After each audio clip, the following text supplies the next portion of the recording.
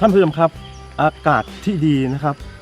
มีผลโดยตรงต่อสุขภาพของเรานะครับเครื่องปรับอากาศในรถยนต์ของเรามีแผ่นสำหรับกรองขี้ฝุ่นเข้าไปในระบบทำความเย็นแผ่นกรองขี้ฝุ่นนี่นะครับที่เวลาใช้ไปนานๆแล้วและไม่ได้ถูกทำความสะอาดตามระยะเวลาที่เหมาะสมนะครับนอกจากจะทำให้แอร์ของเราไม่เย็น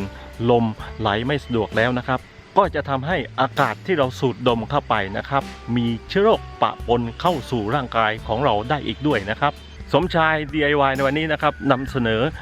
วิธีการที่จะทำความสะอาดแผ่นกรองอากาศของรถยนต์นะครับ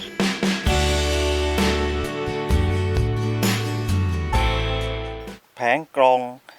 อากาศนะครับของแอร์รถยนต์เนี่ยอยู่บริเวณตรงนี้นะครับซึ่งเราจะต้องทำการถอดเกะของฝั่งนี้นะครับตรงนี้ออกก่อนนะครับถึงจะมองเห็นจุดที่จะถอดแผ่นกรองอากาศออกมาทำความสะอาดนะครับการที่จะถอดเกะเก็บของนะครับเราต้องถอดสกรูยึดตรงบานพับนะครับด้านล่าง2ตัวนะครับตรงนี้1ตัวตรงนี้1ตัวนะครับใช้ไขควงแฉก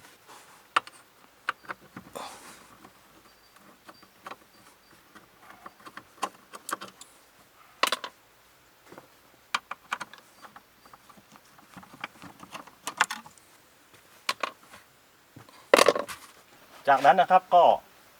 เปิดเกะนะครับนี่ครับแล้วก็ค่อยๆดึงออกมานะครับมันจะติดหูด้านล่างนิดหนึ่งนะขยับแล้วก็เกะก็ออกมาเมื่อเปิดแก๊สออกมานะครับก็จะพบกับส่วนตรงนี้นะครับที่เป็นคอยเย็นนะครับและที่เห็นนี่นะครับอันนี้นะครับนี่คือกรองแอร์นะครับเป็นกรองอากาศนะครับแต่ว่าการที่จะถอดกรองแอร์ตัวนี้ออกมาได้นะครับเราจะต้องถอด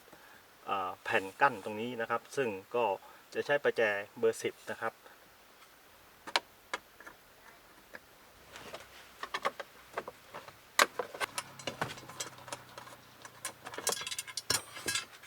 วิธีการดึงนะครับมันมีเขี้ยวอยู่ด้านล่างนิดนึงนะฮะต้องมา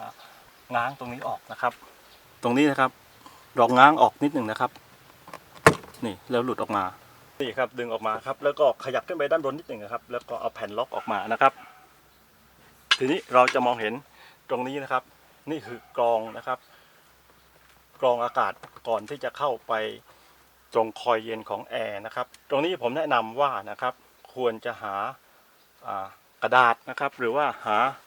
อะไรนะครับมารองนะครับเพราะว่าขี้ฝุ่นเยอะมากนะครับตรงนี้เดี๋ยวจะร่วงลงที่พื้นให้ดึงออกมานะครับนี่ครับโอ้โหนี่จะเห็นว่ามีขยะมีถ้าแผ่นกรองสกปรกอากาศที่ผ่านก็สกปรกไปด้วยนะครับถ้าแผ่นกรองสะสมเชื้อโรคนะครับอากาศที่เราสูดเข้าสู่ร่างกายของเราก็จะมีเชื้อโรคนะครับก็ทำให้มีผลต่อสุขภาพนะครับอันนี้เราสามารถล้างได้นะครับเดี๋ยวผมพาไปล้างเลยนะฮะ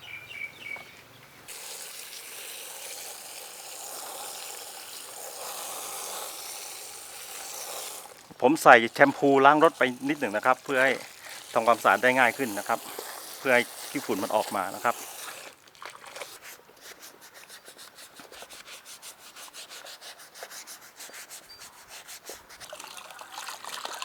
เอาละครับทีนี้ก็เอาไปตากแดดให้แห้งครับระหว่างที่รอแผ่นกรองแห้งนะครับซึ่งตอนนี้ตากแดดอยู่เนี่ยเรามาทำความสะอาดตรงส่วนนี้กันนะครับส่วนที่ผมชี้อยู่นะครับเรียกว่า evaporator นะครับภาษาไทยเรียกว่าคอยเย็นนะครับตรงนี้นะครับอากาศต้องผ่านเข้าไปอากาศที่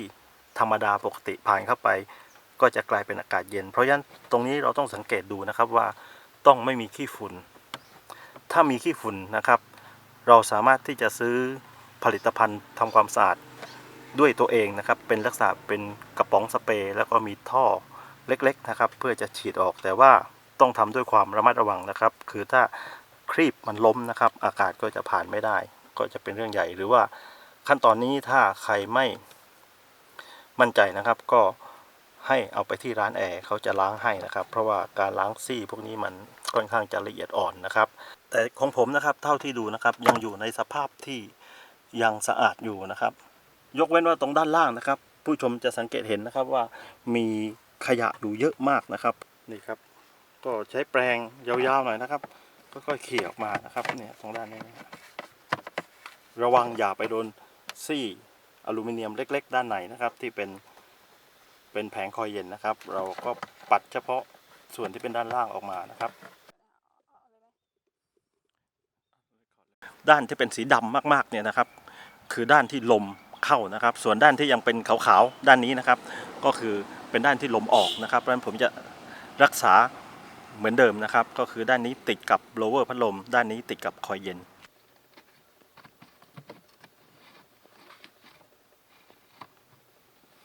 เกี่ยวด้านบน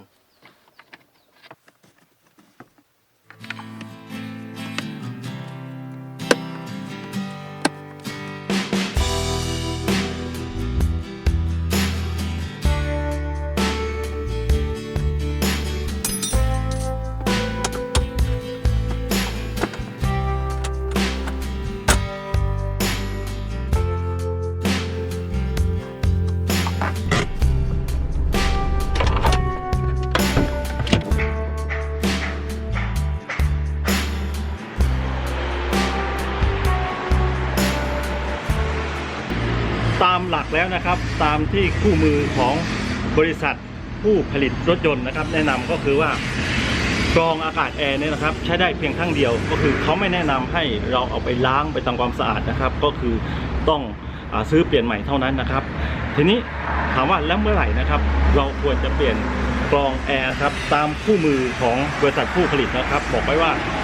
ทุกๆ 20,000 โลนะครับหรือว่าทุก1 ปีเราจะต้องมีการเปลี่ยนกรองอากาศนะครับทีนี้ไส้กรองอากาศแบบนี้ซื้อได้ที่ไหนนะครับคำตอบก็คือตามร้านที่ขายพวกอะไหล่รถยนต์ทั่วไปนะเดี๋ยวผมให้ดูชื่อร้านนะครับนี่ครับร้านนี้นะครับ180 บาท180 บาทนี่เดี๋ยวจะให้ดูหน้าตาเป็นแบบนี่คือของใหม่นะครับแล้วก็อันนี้คือใช้ได้ทั้ง2 ยี่ห้อนะครับColorado กับ D-Max นะครับก็ใช้ไส้กรองแบบนี้ได้นะครับโอเคงั้นเดี๋ยวผมซื้อนะครับ1 อันขอบคุณมากครับขอบคุณครับผมกรณีของผมนะครับผมจำไม่ได้แล้วว่าผมเปลี่ยนครั้งสุดท้ายเมื่อกี่หมื่นโลมาแล้วนะครับหรือว่ากี่ปีมาแล้วนะครับซึ่งเข้าใจว่าคือนานมากแล้วนะจนอาการมันเริ่มออกนะครับอาการที่ว่าก็คือว่าเวลาผมเปิดพัดลมแอร์ไปที่เบอร์ 1 เบอร์ 2เนี่ยซึ่งปกติจะมีลมไหลมาโอเคพอตอนเช้านะครับปรากฏว่าลมมันออกมาน้อยแล้วนอกจากลมออกมาน้อยแล้วนะครับกลิ่นของมันกลิ่นของอากาศที่เราสูดดมเข้าไปเนี่ยมันมีกลิ่นอับนะครับมีกลิ่นที่ไม่พึงประสงค์สำหรับท่านผู้ชมที่คิดว่า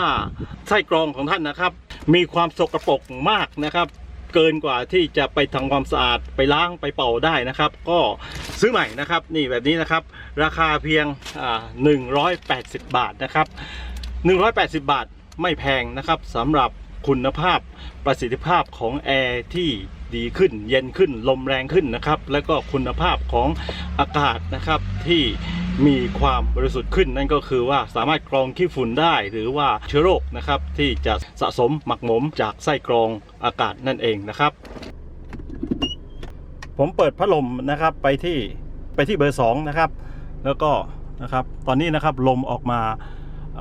แรงนะครับแรงกว่าเดิมจากเดิมที่เบอร์ 2นี่ลมเอื่อยมากๆนะครับแล้วก็กลิ่นเหม็นต่างๆนะครับก็